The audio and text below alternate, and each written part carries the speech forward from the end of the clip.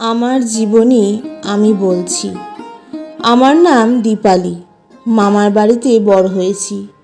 ছোটবেলাতে আমার মা মারা যায় আর বাবা অন্য আরেক মহিলাকে বিয়ে করে সংসার বাঁধে। দিদিমার মুখে সব শুনেছি। আমি তখন উচ্চ মাধ্যমিক দেব। হঠাৎ মামা একটা সম্বন্ধ আনে আমার।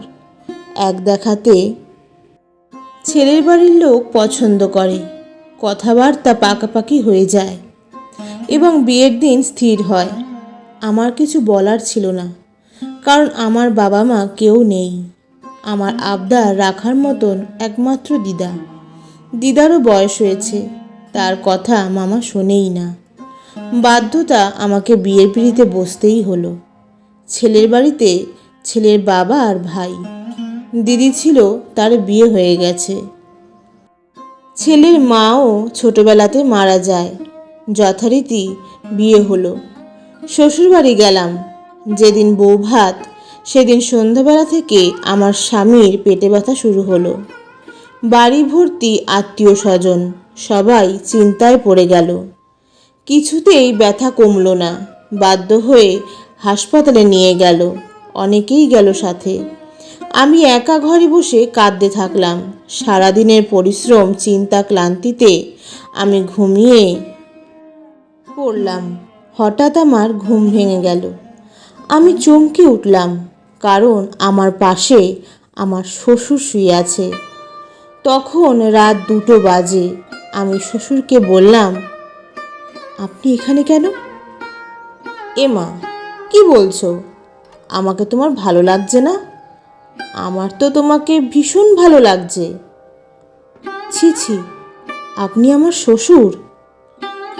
তাতে কি হয়েছে? আমিও তো একজন পুরুষ মানুষ। আমার কাছে আসো, আজ তোমার ফুলশয্যা।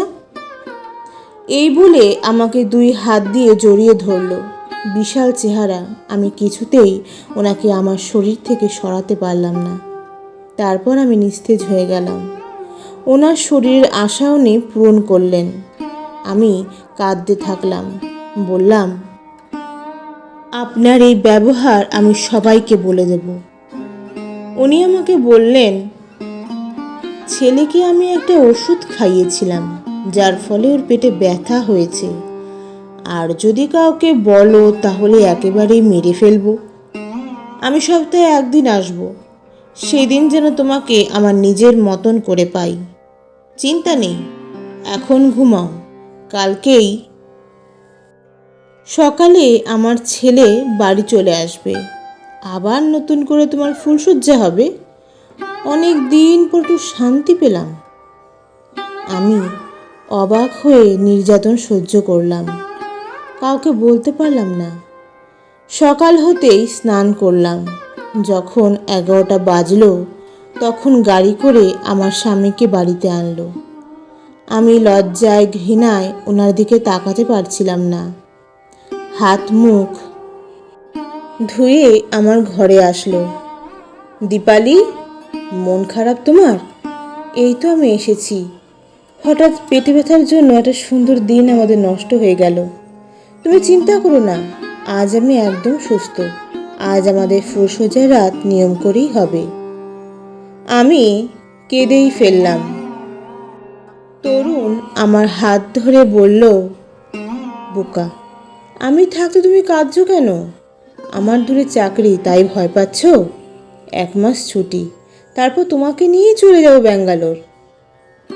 আমি অতি কষ্টের উপর একটু শান্তির আশ্বাস পেলাম।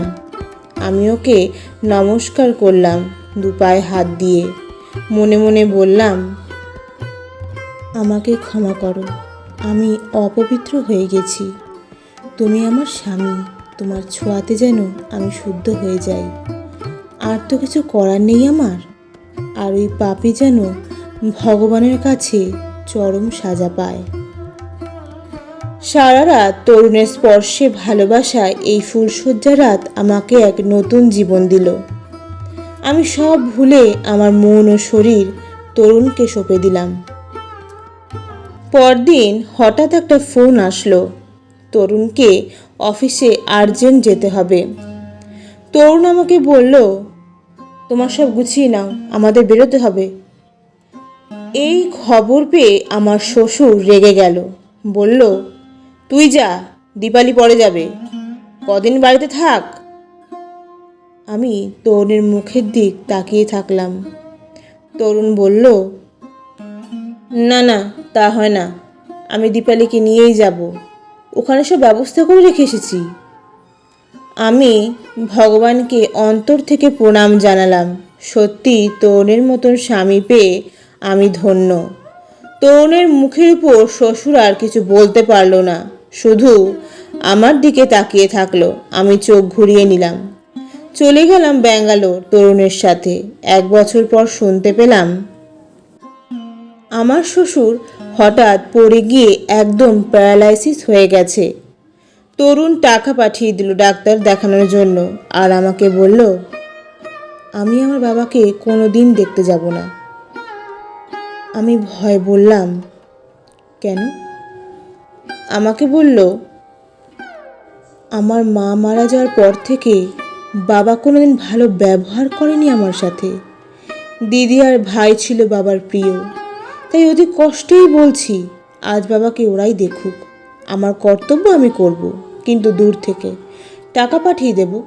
আমার মাকে যেমন অত্যাচার করে মেরেছে, তার সাজা ভগবান বাবাকে আজ দিয়েছে।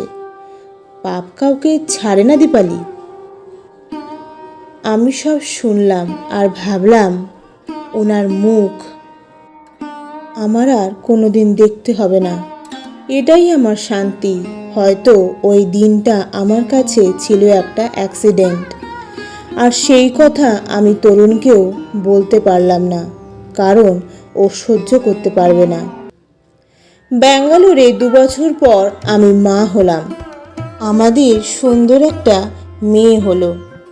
তরুণ খুব খুশি হলো, বলল, আমার মা আমাদের কাছে এসেছে। বন্ধু সবাই, সম্মানীয় মানুষ যদি অসম্মানের কাজ করে, কেউ না দেখলেও ভগবানকে ফাঁকি দেওয়া যায় না, সাজা তাকে পেতেই হয়। ধন্যবাদ। গল্প রচনা শ্রীমতী নন্দিতা দাস, কণ্ঠ রিজা দাস। জয় তারা জয় বাম।